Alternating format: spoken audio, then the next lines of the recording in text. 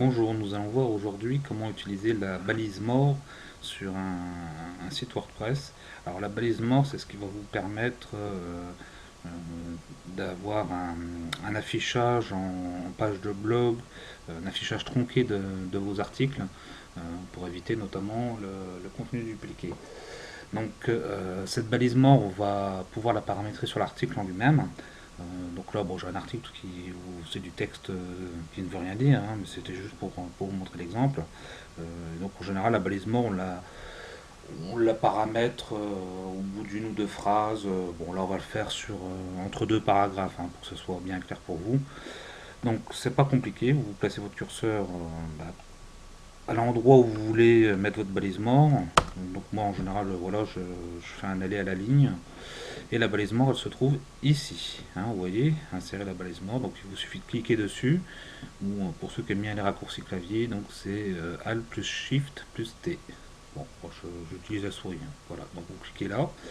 Et vous voyez, elle se met là. Donc après, vous n'avez plus qu'à cliquer sur publier ou mettre à jour si c'est un article qui est déjà publié. Et il n'y a rien de plus à faire.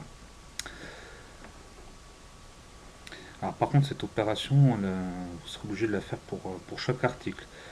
Alors moi je vais vous montrer une autre façon de faire. Bon, on ne passera pas par la balise mort, mais sur la plupart des thèmes, pas tous, hein, c'est pour ça que je vous ai montré la balise mort, mais sinon sur la plupart des thèmes, vous avez la possibilité euh,